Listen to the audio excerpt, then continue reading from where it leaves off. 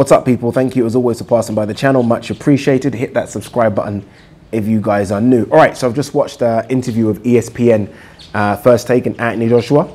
Interesting. I think Anthony Joshua has probably decided to come out swinging, right?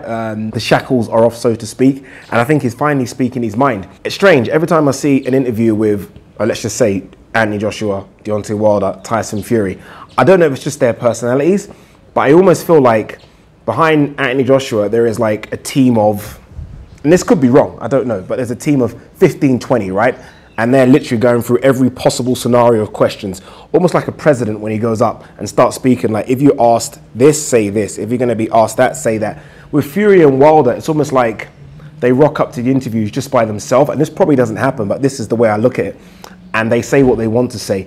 With Anthony Joshua, I kind of feel like he's so media trained now, which, look, that's always going to happen when you get to his level, that you don't really hear what you want to hear. And I don't think he says sometimes what he really wants to say, right? I know of Anthony Joshua, and sometimes behind closed doors, I'm guessing that he is fuming and really just wants to lay down the law. But I guess with the way he's been trained to kind of say things, we don't get to see, I don't think, the real Anthony Joshua sometimes. With Fury and Wilder, it is what it is, right? I mean, you go and watch their interviews, there's literally no holds bars. These guys will say whatever they want to say. With Anthony Joshua, for this ESPN First Take interview, I feel like we got a bit of the real AJ. And I don't mean to say they're two different ages, but I feel like we got a bit of the guy that's like, you know what, fuck this. I need to say what I want to say because I'm tired of all the criticism I'm getting. If you look at brand AJ in the last sort of 12 months, I do think it's taken a bit of a hit.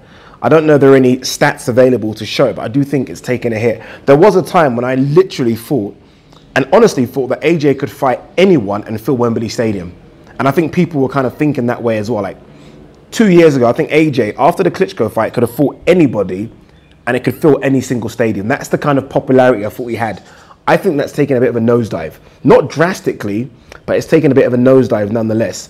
And the main two reasons because of that, or three really, are Eddie Hearn, who I think people, honestly, there's a Marmite thing with Eddie Hearn, Tyson Fury coming back, and not just Tyson Fury coming back and doing well, and obviously this Deontay Wilder issue, right? This Deontay Wilder issue is a massive one. That back and forth only hurt AJ.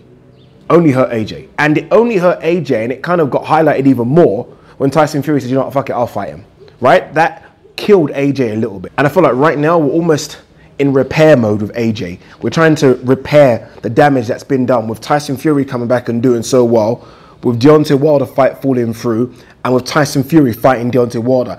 All these things have had a negative impact on AJ, because after the Klitschko defeat, AJ was on top of the world. He was literally, everyone said, you're the #1 heavyweight in the world. Moving on now, 12 months later, Deontay Wilder's fought Luis Ortiz, the guy no one wants to fight. He's fought Tyson Fury. Tyson Fury's come back and put on that great performance against Deontay Wilder, to the point where everyone was like, he clearly won that fight, and now he's the #1 heavyweight in the world. People are saying it's now between Deontay Wilder and AJ as #2. 12 months ago, AJ was #1. #1, loved by everyone, was going to take over the world of heavyweight boxing. Right now, it's a case of we need to start repairing a few things.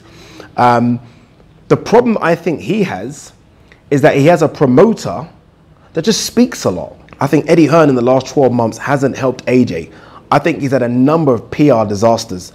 This 50 million offered Deontay Wilder, getting that out in the open, problems. Saying Tyson Fury is going to get schooled and embarrassed by Deontay Wilder, didn't happen, problems. And now he mentions names in terms of possibilities for AJ that no one's happy with. No one wants to see Jarrell Miller. No one wants to see Dillian White. No one wants to see Derek Chisora. And I still think no one yet wants to see Usyk. The only fight we want to see is Tyson Fury or Deontay Wilder. And right now, that fight seems a million miles away. The WBC have ordered that Wilder and Fury go again. Wilder and Fury will probably go again.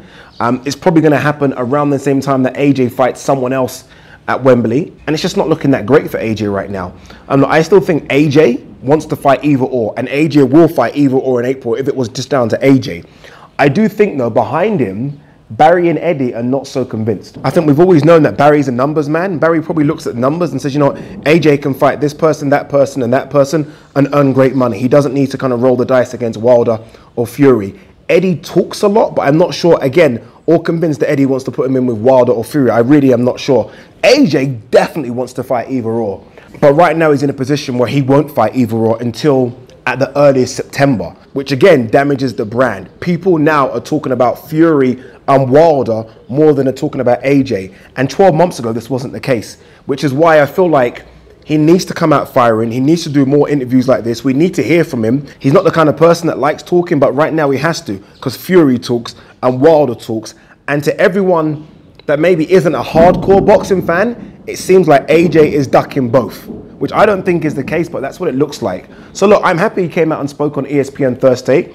I think he needs to do a lot more of that. But again, he's in a position where Wilder is fighting Fury, Fury is fighting Wilder, where it needs to be AJ fighting either, and that ain't happening.